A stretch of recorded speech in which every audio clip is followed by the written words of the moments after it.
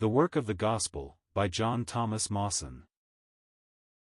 The fear has been expressed that there is a danger of our becoming, as Christians, too evangelistic. This is a strange fear, and those who feel it must have imbibed a strange gospel, or sadly backslidden from the true one, if ever they knew it. Is it possible for us to become more evangelistic than the Apostle Paul, who, with a persistent zeal and indomitable faith, carried the glorious gospel to Jew and Greek, barbarian, Scythian, bond and free? Is it possible for us to be more compassionate of heart and untiring in activity than the one who said, "The Spirit of the Lord is upon me, because he has anointed me to preach the gospel to the poor"? If not, then we need not fear, there is no danger of our becoming too evangelistic.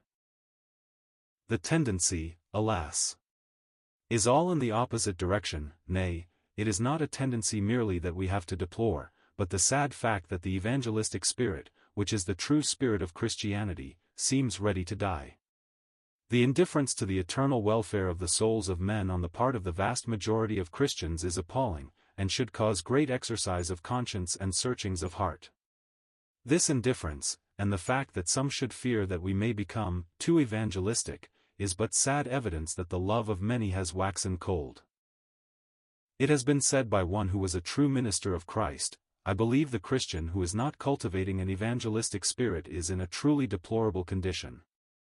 I believe, too, that the assembly which is not cultivating and manifesting an evangelistic spirit is in a dead state. One of the truest marks of spiritual growth and prosperity is earnest anxiety after the conversion of souls. It is hard to believe that the word of Christ is dwelling richly in anyone who is not making some effort to impart that word to his fellow sinners. It matters not what may be the amount of the effort. It may be to drop a few words in the ear of a friend, to give a tract, to pen a note, to breathe a prayer. But one thing is certain, namely, that a healthy, vigorous Christian will be an evangelistic Christian, a teller of good news, one whose sympathies, desires, and energies are ever going forth toward the regions beyond. C. H. Mackintosh. But we must understand what evangelistic work is, lest we are deceived by what is spurious and not of God. That is not evangelistic work which, adopting sensational methods, works upon the feelings of the hysterical, and produces converts which last a day or a week or until the special excitement is over. That is the work of the devil, whatever else it pretends to be, and the results of it are often discussed with, or suspicion of, gospel work in general on the part of thoughtful men, or a callous indifference henceforward, or despair, on the part of those who have come under its influence. In any case the work of God is brought into disrepute, and he alone can calculate the harm of it. Nor is evangelistic work the merely holding of gospel services because the regular time for such has come round, and so, perforce, must be held. About such services there is often a frigid formality, a formality that hardens with a terrible hardness those who attend them regularly. This is often seen in the young who are children of Christian parents. Gospel-hardened has become a current phrase, but may not the sad condition that it describes be largely due to these dead and powerless services? We thankfully admit that the regular Sunday evening services are often means of great blessing to many, but this is where those who hold them do so in dependence upon God and communion with the Master, and the evangelistic spirit is in evidence in the gathering in of the unconverted.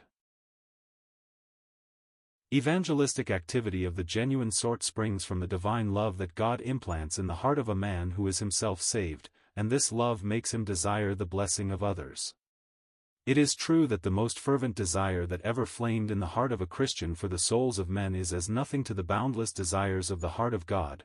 Nevertheless, these desires are the same in nature and character, for divine love cannot act differently in the Christian from the way it acts in the Christian's God.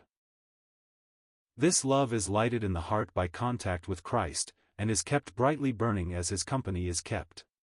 It must find its outlet in gracious activity, which, to be effective in blessing, must be directed by himself. "Come ye after me, and ye shall catch men."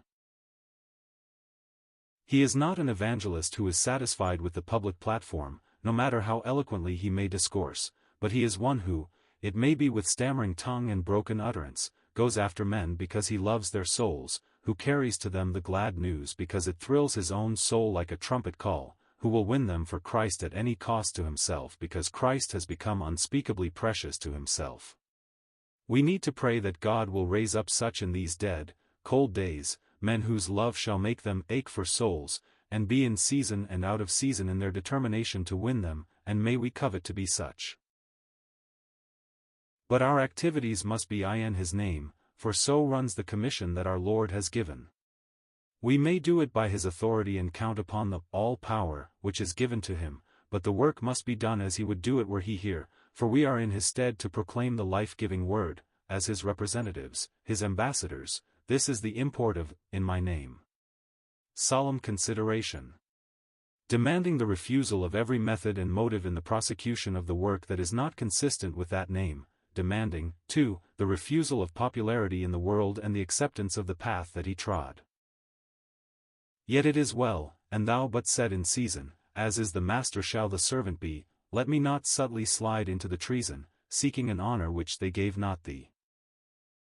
In my name defines also the character that the servant should bear, for it declares the character of the master, and how shall we describe that? Meekness, lowliness, long-suffering, patience, forgiveness, tender compassion, and quenchless love, all these and more shone forth in him with a wonderful shining, and it is ours to reproduce that character in our service amongst men. Oh, the dignity of it! The distinction! The incalculable privilege! Shall we not embrace it, and in lowly dependence upon God make our lives one ceaseless psalm of thanksgiving to him for his grace in permitting such as we are to have a part in this work of God?